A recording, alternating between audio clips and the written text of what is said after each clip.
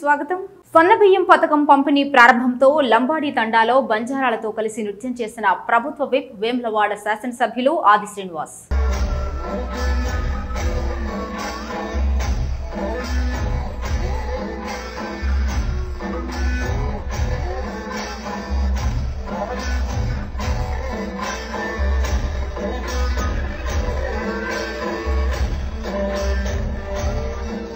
వేంపాడు గ్రామంలో హోంమంత్రి Anitha morning walk. Anakapalli Nakkapalli మండలం వేంపాడులో హోంమంత్రి అనిత శుక్రవారం ఉదయం మార్నింగ్ వాక్ చేశారు. ముందుగా ఎన్టీఆర్ విగ్రహానికి పూలమాలలు వేసి నివాళులర్పించారు. వాకింగ్ చేస్తూ ప్రజల యోగక్షేమాలను అడిగి తెలుసుకున్నారు. మార్నింగ్ వాక్ లో అన్ని వర్గాల ప్రజలను ఆప్యాయంగా పలకరించారు. వేంపాడు ప్రజలు అడుగడుగునా మంత్రికి హారతులతో స్వాగతం పలికారు. వేంపాడులో సీసీ రోడ్డు అవసరమని మంత్రి గుర్తించారు. వేంపాడు రామాలయం వీధిలో సీసీ రోడ్డు వేయాలని అధికారులను ఆదేశించారు. ఈరోజు మైక్రోపేట నియోజకవర్గంలో వేంపాడు గ్రామంలో ఒకసారి మార్నింగే ఒకసారి ఇక్కడికి వచ్చి ప్రజలందరితోని కూడా ఒకసారి మాట్లాడాలి, ప్రజలందరి తాలూకా కష్ట సుఖాలు తెలుసుకోవాలని ఒకే ఒక ఉద్దేశంతో ఈ రోజు ఇక్కడికి రావడం జరిగింది. వేంపాడు గ్రామం అంటేనే నియోజకవర్గంలోని చాలా ఎక్కువ మెజార్టీ ఇచ్చే గ్రామం. అన్ని కులాల వాళ్ళు, అన్ని వర్గాల వాళ్ళు కూడా తెలుగుదేశం పార్టీని, ఎన్డీఏ కూటమిని ఆశీర్వదించి ఈ రోజు మంచి మెజార్టీతో గెలిపించిన తర్వాత వీళ్ళ కష్టాలు కూడా అన్ని కూడా చూడాలి, వీళ్ళు ఏమైనా ఇబ్బందులు పడుతున్నారు అన్ని చూడాలి అని చెప్పి ఉదయాన్నే ఇక్కడికి రావడం జరిగింది. దీని తర్వాత కూడా కాన్స్టిట్యుయెన్షియల్ వైజ్ అందరూ ఆల్ అఫీషియల్స్ ఒక రివ్యూ మీటింగ్ కూడా పెట్టుకోవడం జరిగింది. రివ్యూ మీటింగ్ పెడితే అధికారులు ఏం చెప్తే అది వినేటట్టుగా కాకుండా ఈ రోజు గ్రామాల్లోకి వచ్చి వాస్తవాలు తెలుసుకొని అధికారులతో కూర్చోవాలి అని ఒకే ఒక ఉద్దేశంతో ఈ రోజు నేను మార్నింగ్ రావడం జరిగిందండి. ఇక్కడికి వచ్చిన తర్వాత కొన్ని ప్రాబ్లమ్స్ చెప్పారు. ఏదైతే చాలా మందికి పెన్షన్స్ అందుతున్నాయి, అన్ని రకాల సంక్షేమ కార్యక్రమాలు ఉన్నా కొన్ని చోట్ల వాటర్ ప్రాబ్లం, అదేవిధంగా డ్రైన్ ప్రాబ్లం ఉందని చెప్పి నాకు కొన్ని సమస్యలు తీసుకొచ్చారు. ఈ రోజు ఇక్కడికి ఎస్సీ కాలనీలోకి వస్తే వాళ్ళు మెయిన్ గా అడిగేది కూడా కొంచెం వాటర్ ప్రాబ్లం ఉందన్నారు. ఈ వాటర్ ప్రాబ్లం తీర్చడానికి కూడా మేము ఒక పక్క ప్రణాళిక వేసుకున్నాం. అది ఇంచుమించు ఒక 15 days లో వాటర్ ప్రాబ్లం కూడా క్లియర్ అవుతుంది. ఎందుకంటే పైప్ లైన్స్ అన్ని వేయించుకున్నాం, వాటర్ హెడ్ ట్యాంక్ ఉంది. ఈ పైప్ లైన్స్ కంప్లీట్ అయిపోతే కంపల్సరీగా వాళ్ళందరికీ కూడా ఇంటింటికి కుళాయి ఇచ్చే బాధ్యత కూడా మేము తీసుకుంటాం. ఎందుకంటే ఆల్రెడీ మాకు సూపర్ 6 లో కూడా మేము లాస్ట్ మేనిఫెస్టోలో కూడా ఇంటింటికి కుళాయి ఇస్తామని చెప్పి మేము చెప్పాం. దాని మీదనే ఈ రోజు కూడా మేము చిత్తశుద్ధితో పనిచేస్తున్నామని చెప్పి మీ అందరికీ తెలియజేసుకుంటున్నాం. ఇలా నేను వచ్చిన ప్రతిసారి ఎంత షెడ్యూల్ ఏ షెడ్యూల్ లో ఉన్నా కూడా నియోజకవర్గంలోకి వచ్చిన ప్రతిసారి ఒక్కొక్క విలేజ్ కి 2 విలేజ్ లో ఒకసారి చూసుకుని వాళ్ళ కష్ట సుఖాలు తెలుసుకుందామనే ఉద్దేశంతో ఈ రోజు పనిచేయడం జరుగుతుంది. ఈ రోజు దీని అందరికీ సహకరిస్తున్న మా ముఖ్య నాయకులందరికీ కూడా, మా అన్న వెంకటేష్ అన్నకి, అప్పలరాజు గారికి, రాంబాబు గారికి, ఇంకా పెద్దలందరూ ఉన్నారు, అందరికీ కూడా, మధు గారికి, ఎంపీటీసీ మధు గారికి, అందరికీ కూడా, ప్రెసిడెంట్ గారు, మా అమ్మ ప్రెసిడెంట్ గారికి అందరికీ కూడా పేరు పేరున నేను ధన్యవాదాలు, నమస్కారాలు తెలియజేస్తున్నాను. నీళ్లు ఇవ్వమని అడిగిన రైతులపై రెచ్చిపోయి దురుసుగా ప్రవర్తించిన కాంగ్రెస్ ఎమ్మెల్యే బీర్ల ఐలయ్య ఆలేరు మండలంలోని కొలనపాక గ్రామంలో సాగునీరు కావాలని అడిగిన రైతులతో బీఆర్ఎస్ పార్టీ వాళ్ళు నీళ్లు లేవని చెబుతున్నారుగా, ఎక్కడి నుండి నీళ్లు ఇవ్వాలని అహంకారంగా మాట్లాడిన బీర్ల ఐలయ్య రాజకీయాలు వద్దు అన్నా నీళ్లు ఇవ్వండి చాలు అంటూ రైతులు కోరగా వారిపై రెచ్చిపోయి దురుసుగా ప్రవర్తించిన ఎమ్మెల్యే ఐలయ్య కొత్త చెరువు, ఈ చెరువును మనకు చౌదరిపల్లి ఇక్కడ నుంచి నారాయణపురం వాటర్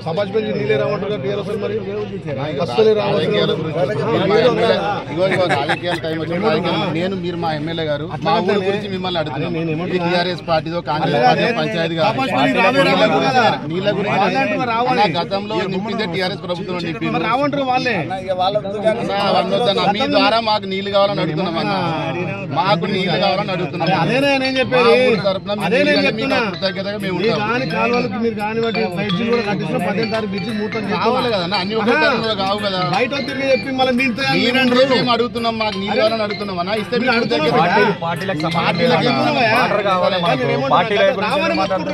ఎక్కడ నుంచి మీటింగ్ నీళ్ళు రావు, నీళ్ళు వస్తే మా ఊరు కూడా చెరువులు నింపమని అడుగుతున్నాం.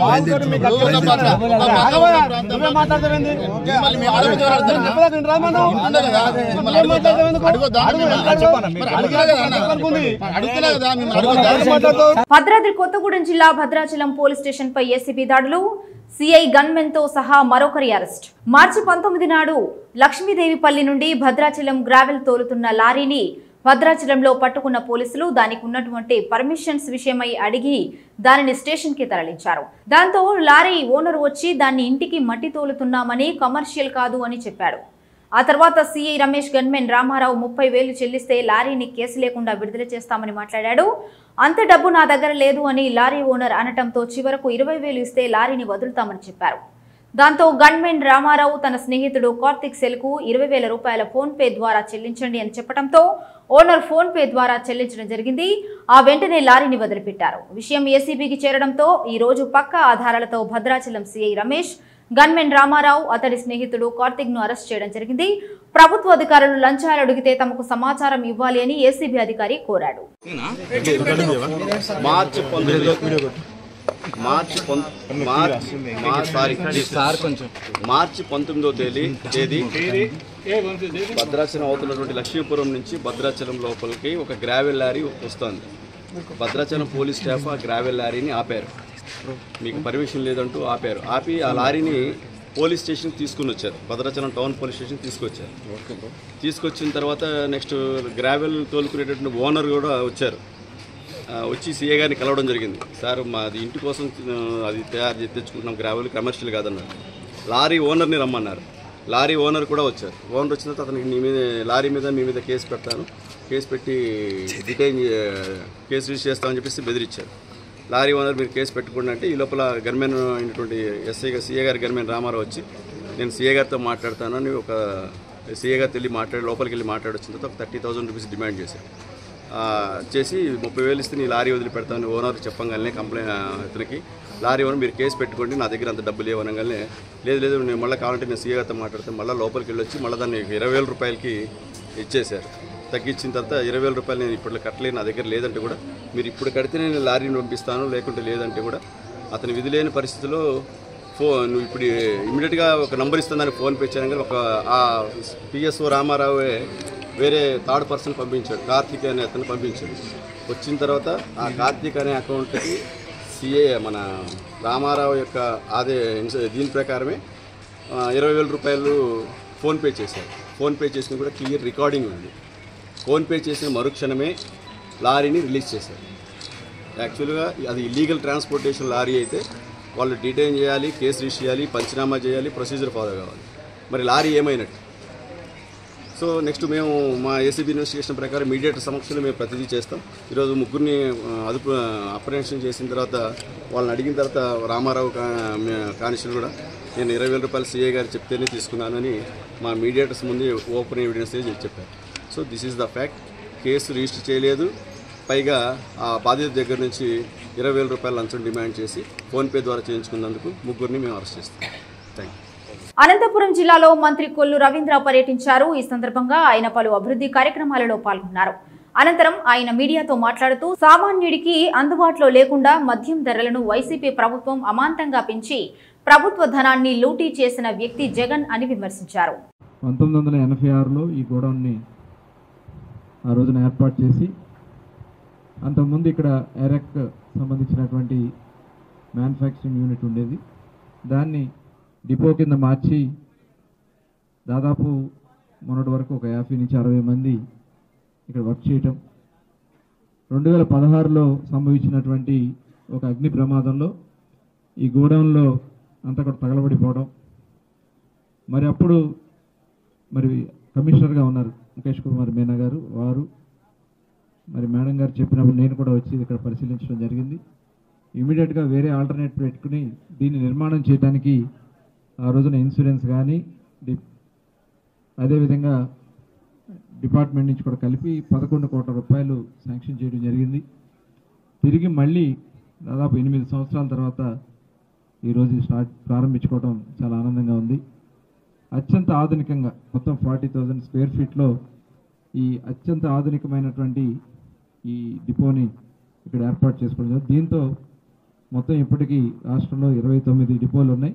మరి మీ అందరికీ తెలుసు 2014-19లో ఒక బెస్ట్ పాలసీ ఆ రోజున మేము ఇక్కడ మన రాష్ట్రంలో అమలు చేయడం జరిగింది.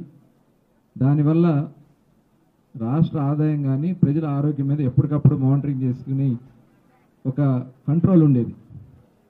కానీ తర్వాత వచ్చినటువంటి జగన్మోహన్ రెడ్డి గారు ఎన్నికల్లో చెప్పారు, నేను వస్తే సంపూర్ణ మద్యపాన నిషేధం అని చెప్పారు. 2019లో ఓట్లు వేసుకుని గెలుచుకున్నారు. గెలిచిన తర్వాత దశల వారీగా తీసేస్తాను, స్టార్ హోటల్స్గా పరిమితం చేస్తామని చెప్పారు. ఎక్కడ స్టార్ హోటల్స్ పరిమితం చేసిన పరిస్థితి లేదు. రేట్లు పెంచేశారు. సామాన్యుడికి అందుబాటులో లేకుండా రేట్లు పెంచితే తాగడం తగ్గుద్దని చెప్పారు ఆయన. పర్ క్యాపిటల్ కన్జంప్షన్ చూస్తే 5 లీటర్ల దగ్గర 5.5 లీటర్ల నుంచి 6 లీటర్ పెరిగింది తప్ప తగ్గల. అదే కాకుండా వీళ్ళు పెంచినటువంటి రేట్ల మూలంగా పక్క రాష్ట్రాల నుంచి నాన్ డ్యూటీ పెయిడ్ లిక్కర్ వచ్చింది. అదేవిధంగా ఇల్సిట్ లిక్కర్ కూడా విపరీతంగా పెరిగిపోయింది. పనికిరాని బ్రాండ్స్ అన్నీ వచ్చినాయి. వాళ్ళు చెప్పిన బ్రాండ్సే షాప్స్లో అవైలబిలిటీ పెట్టారు. కేవలం కొన్ని కంపెనీలు వాళ్ళ సొంత కంపెనీలకు మాత్రమే ఆర్డర్స్ ఇచ్చే విధంగా చేయటం వల్ల టోటల్ ఆ క్వాలిటీ లేనటువంటి లిక్కర్ ఇచ్చారు. మల్టీనేషనల్ కంపెనీలు అన్నీ కూడా వాళ్ళకి పేమెంట్స్ ఇవ్వని కారణంగా ఆర్డర్స్ ఇవ్వని కారణంగా వాళ్ళందరూ వెనక్కి వెళ్ళిపోయారు. మరి అటువంటి పరిస్థితుల్లో రాష్ట్రంలో ప్రజలందరూ కూడా డైవర్ట్ అయిపోయి వాళ్ళ గవర్నమెంట్ షాప్స్ పెట్టి గవర్నమెంట్ షాప్స్లోనే నాన్ డ్యూటీ పెయిడ్ లిక్కర్ అమ్మించారు. మరి ఇవన్నీ కూడా ప్రజలు గమనించి మరి ఆ రోజు చంద్రబాబు నాయుడు గారు కానీ పవన్ కళ్యాణ్ గారు కానీ యావత్ కూటమి కూడా హామీ ఇచ్చాం. దాని ప్రకారం ప్రభుత్వం వచ్చిన వెంటనే, ఎందుకంటే గతంలో వీళ్ళు డిపార్ట్మెంట్ను కూడా 2 ముక్కలుగా చీల్చేశారు. సెబ్ అని పెట్టి సెబ్లోకి 70% ఎక్సైజ్ డిపార్ట్మెంట్లో ఉన్నటువంటి స్టాఫ్ అంతా కూడా అటు డైవర్ట్ చేయడం వల్ల ఎన్ఫోర్స్మెంట్ లేకుండా పోయింది. మరి తిరిగి మళ్ళీ మా కూటమి ప్రభుత్వం వచ్చిన తర్వాత సెబ్ని రద్దు చేసి ఎక్సైజ్ డిపార్ట్మెంట్ అంతా కూడా ఒకే డిపార్ట్మెంట్ కింద నడిపిస్తూ ఇవాళ పాలసీ కూడా తీసుకున్నాం. దాదాపు 6 రాష్ట్రాల్లో సబ్ కమిటీ వేసుకుని సబ్ కమిటీకి ఒక నివేదిక ఇవ్వడం జరిగింది. 6 రాష్ట్రాల్లో మొత్తం కూడా పరిశీలన చేసి ఏది బెస్ట్ పాలసీ అని చెప్పి తీసుకొచ్చి ఒక బెస్ట్ పాలసీ వాళ్ళు ఇచ్చాం. లంబాడీలకు మంత్రివర్గంలో స్థానం కల్పించాలని కోరుతూ సేవాలాల్ బంజారా సంఘం వ్యవస్థాపక అధ్యక్షుడు కో మోతీలాల్ నాయక్ ఆధ్వర్యంలో గిరిజన మహిళలతో జూబ్లీహిల్స్లోని ముఖ్యమంత్రి రేవంత్ రెడ్డి నివాసం ముట్టడికి యత్నం చేశారు. దాంతో వారిని జూబ్లీహిల్స్ పోలీసులు అరెస్టు చేసి బొల్లారం తిరుమలగిరి పోలీస్ స్టేషన్కు తరలించారు. ఈ సందర్భంగా మోతీలాల్ నాయక్ మాట్లాడుతూ సోనియా, రాహుల్ గాంధీ, ముఖ్యమంత్రి రేవంత్ రెడ్డి పిలుపు మేరకు కాంగ్రెస్ ప్రభుత్వం మద్దతు ఇచ్చి ఓట్లు వేశామన్నారు. సుమారు 45 నియోజకవర్గాల్లో బంజారాల ఓట్లు ఉన్నాయని, ఆయా అభ్యర్థులను గెలుపు ఓటములు తమ సామాజిక వర్గ ఓట్లపై ఉందన్నారు.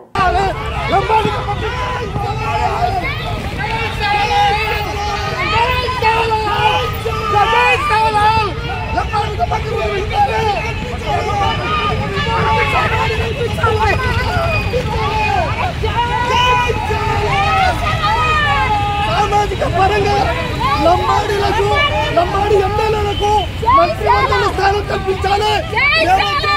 కాంగ్రెస్ ప్రభుత్వం లంబాడీలకు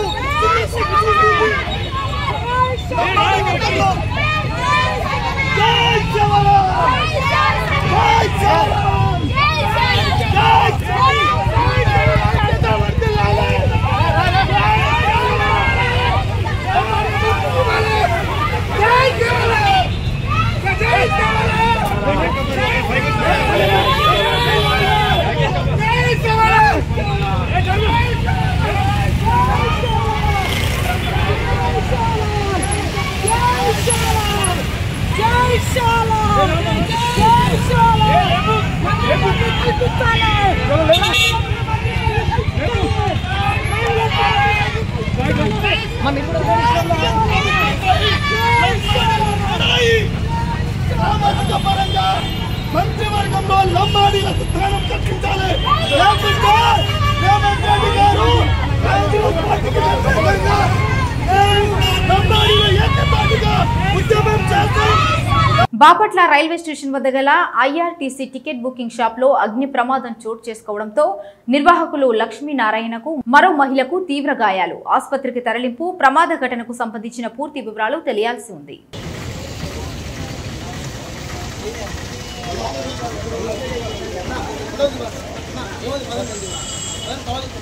సూర్యాపేట జిల్లా చివ్వెంల మండలం పులితండ గుడితండాలో ఘనంగా చాంపులాల్ జాతర జరిగింది. మాజీ మంత్రి ఎమ్మెల్యే జగదీష్ రెడ్డి జాతరలో పాల్గొని సంప్రదాయ పద్ధతిలో పూజలు నిర్వహించారు. గిరిజన సోదరులు, మహిళలు పెద్ద ఎత్తున హాజరై ఆయనకు స్వాగతం పలికారు.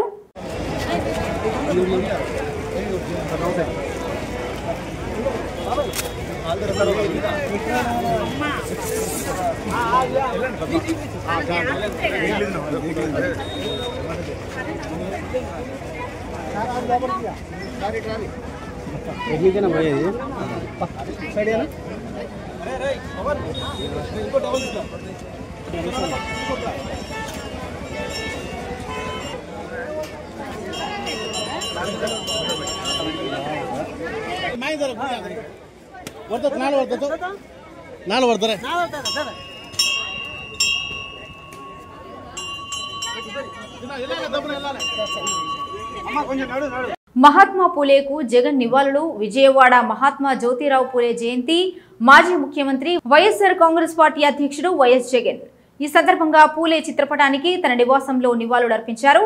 ఈ కార్యక్రమంలో మాజీ మంత్రి జోగి రమేష్, మాజీ ఎంపీ మార్గాని భరత్, ఎమ్మెల్సీలు కేఆర్జే భరత్, లేళ్ల అప్పిరెడ్డి, ఆర్ రమేష్ యాదవ్, మొండితోక అరుణ్ కుమార్, కృష్ణా జిల్లా జెడ్పీ చైర్పర్సన్ ఉప్పాల హారిక, వైఎస్ఆర్సీపీ నేతలు దేవినేని అవినాష్, ఉప్పాల రాము తదితరులు పాల్గొన్నారు.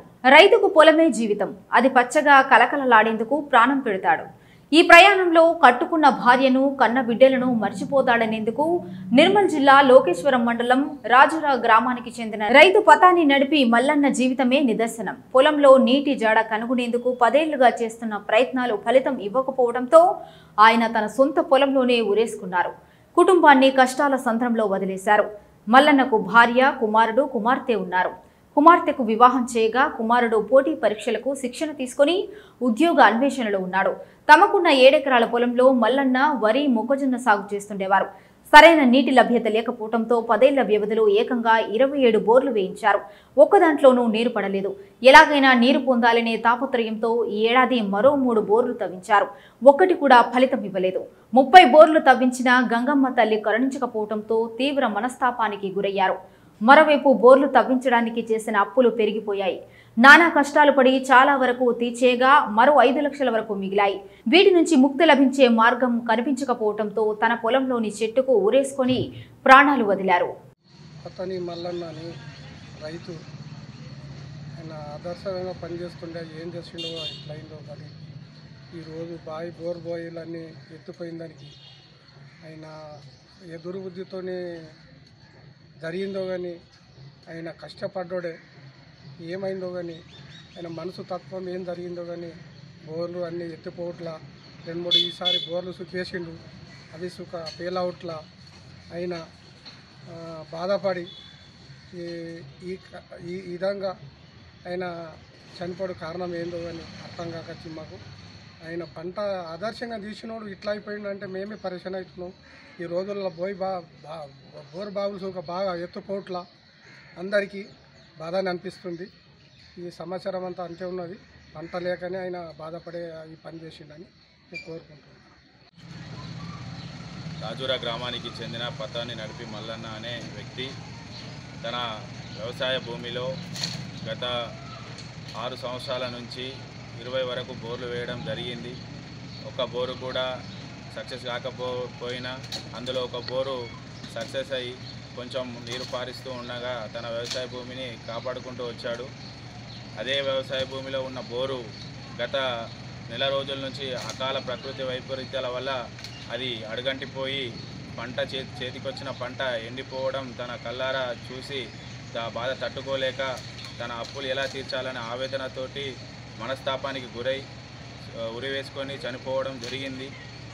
అతని కుటుంబాన్ని అన్ని విధాలుగా ప్రభుత్వం సహాయ సహకారాలు అందించి వాళ్లకు అండగా ఉండాలని కోరుకుంటున్నాను. చెందిన పతాన్ని నడిపి మల్లన్న అనే రైతు గత 10 సంవత్సరాల నుంచి తన వ్యవసాయ భూమిలో 7 ఎకరాల వ్యవసాయ భూమిలో ఒక 30 వరకు బోర్లు వేసి అప్పుల పాలై మొన్న రీసెంట్లీగా ఒక 2-3 నెలల్లో ఇంకో 4 బోర్లు వేసిండు. మన 3 రోజుల కిందట ఒక బోర్ వేసిండు. దాంట్లో కూడా చుక్క నీరు రాకపోవడం వల్ల మనస్తాపానికి చెంది పంట ఎండిపోతున్నది. మనస్తాపానికి చెంది ఊరు వేసుకొని ఆత్మహత్య చేసుకున్నారు. ప్రభుత్వం కొద్దిగా ఈ కుటుంబాన్ని ఆర్థికంగా ఆదుకోవాలని మా గ్రామస్తుల తరఫున కోరుతున్నాం. కనీసం చేతికి కూడా ఎలాంటి డ్యామేజ్ కాలేదంటూ ప్రవీణ్ పగడాల ఫోటోను రిలీజ్ చేసిన కేఏపాల్, ప్రముఖ పాస్టర్ ప్రవీణ్ పగడాల మార్చి 25న మృతి చెందిన సంగతి తెలిసిందే. అప్పటి నుండి ప్రవీణ్ పేరు తెలుగు రాష్ట్రాల్లో చర్చనీయాంశంగా మారింది. తాజాగా పాస్టర్ ప్రవీణ్ ఘటనపై ప్రజాశాంతి పార్టీ అధ్యక్షుడు కేఏపాల్ ప్రెస్ మీట్ పెట్టి సంచలన విషయాలు వెల్లడించారు. వైన్ షాప్ రిలీజ్ చేశారు కదా, మనం చూసాం కదా, కోట్ల మంది చూశారు కదా. మరి ఆ ఫుటేజ్లు మేము ఇవ్వలేదని ఎస్పీ గారే చెప్పినప్పుడు, డిఐజీఆర్ పోలీసులే చెప్పినప్పుడు ఖచ్చితంగా బయట వారే కదా రిలీజ్ చేశారు. అవసరం బయట వాళ్ళకి ఎందుకు ఉంది? రిలీజ్ చేశారంటే వాళ్ళు అతను ప్రమాదం వల్ల చనిపోయాడని మనం నమ్మాలని కోరుకుంటున్నారు కదా. ఆ అవసరం వాళ్ళకి ఎందుకు ఉంది? ఇది నిజంగా ప్రమాదం అయితే తాగకపోయినా కానీ రాత్రిపూట సెల్ఫ్ యాక్సిడెంట్ అయి చనిపోతున్న సందర్భాలు లేవా? కార్లు యాక్సిడెంట్లు, మోటార్ సైకిల్ యాక్సిడెంట్ అయినవి లేవా? అంటే ఈ పాస్టర్ తాగుబోతూ తాగేసి పడిపోయాడు, తాగేసి చనిపోయాడు. తాగేసి చనిపోతే బాడీ కిందని బుల్లెట్ పైకి నెలగుంటుంది, బాడీ ఒక దగ్గర, కాలో చేతులు ఇరిగిపోతాయి. ఇంకా చాలా ఎవరైతే ఫేక్ న్యూస్లు రిలీజ్, ఆయన పడిపోయాడే యాక్సిడెంట్ అయ్యి బుల్లెట్ ఒకవైపు, ఆయన బాడీ ఒకవైపు వెళ్ళింది చూపించరు. ఈ మెయిన్ 3 వదిలేసి తతమా అన్ని డ్రామాలు చూపిస్తున్నారు. పెడతారా మీరు? ఎవరిని గుడ్డోలు చేస్తారు, ఎవరిని మురుకులు చేస్తారు? అసలు ఏ లోకంలో ఉన్నాం మనం? ప్రపంచంలోనే ఇండియన్స్ తెలివైన, ఇండియాలోనే తెలివైన. దానికి రుజువు నేనే. లా డిగ్రీ లేదు, ఏమి లేదు, 28 ఆర్డర్లు తెచ్చుకున్నా. సుప్రీంకోర్టులో, తెలంగాణ హైకోర్టులో, ఏపీ హైకోర్టులో, విశాఖపట్నం కోర్టులో, ఛత్తీస్గఢ్ బ్యాంక్ మిగలట్లేదు, అమ్ముకు తింటున్నాను. ఆ ఉండిలో డబ్బులు 1000 కోట్లు ఎక్కడికి వెళ్తున్నాయి? హిందూ టెంపుల్స్ వారికే దీన్ని ఇవ్వాలని యేసు ప్రభు తప్ప వేరొక రక్షకుడు లేడు. సిలువలో మరణించాడు, ప్రాణం పెట్టాడు, 3వ రోజున తిరిగి లేచాడు. నేను అలా చెప్తున్నాను, మీరు అలా చెప్పుకోండి మీ నమ్మకాన్ని, మీ సత్యాన్ని. కానీ ఇతర దేవతల్ని దూషించకండి. నేను క్రీస్తును పోలి నడిచిన ప్రకారం మీరు నన్ను పోలి నడవండి. ప్రవీణ్ తప్పు చేశాడని ఒకసారి ఆయన అడిగితే క్షమాపణ చెప్పమంటే చెప్పాడు. ఆ వీడియో నేను చూశాను. అలాగని చంపేస్తారా? చంపింది కప్పేస్తారా? ఇప్పుడు ఏదో స్టార్ట్ చేయి, ఇది ఆన్ చేయి. ఎస్పీ కూర్చొని ఒరే అని చెప్తూ, ఆయన పేరేంటి ఎస్పీ పేరు? Kishore Babu. How dare you are to come to conclusion? How dare you are? Don't you know it is illegal? Who can protect you? Chandrababu Naidu will protect you. Jagan will protect you. If you are breaking the law, nobody is above the law. Have I broken the law? No. I am raising questions and I am speaking. My preliminary investigation reveals this as a depth. And I am raising questions for you to investigate in that direction. And I offered to meet Chandrababu Naidu, the Chief Minister of Andhra Pradesh, but he has not called me. He has my numbers. T5 Naidu has my numbers. All Chandrababu people have my numbers. If you don't want 200 presidents and prime ministers knows, 54 Muslim country presidents know. And soon world media will know. Already they know it, but I am waiting for the police report. Is it an accident? Is it a brutal death? Praveen Pagadala bullet, అది కూడా highway మీద పడితే కనీసం చేతికి కానీ వేసుకున్న ప్యాంటుకి కానీ ఎందుకు డ్యామేజ్ కాలేదు? మీ పిక్చర్స్ ప్రకారం, మీ పిక్చర్స్ మీరు విడుదల చేయని సీసీటీవీ వీడియోలు మీడియా వాళ్ళకి ఎవరు పంపించారు? ఇవి ఇప్పటివరకు ఉన్న న్యూస్ అప్డేట్స్. మరో బులెటిన్లో మళ్ళీ కలుద్దాం. నమస్తే.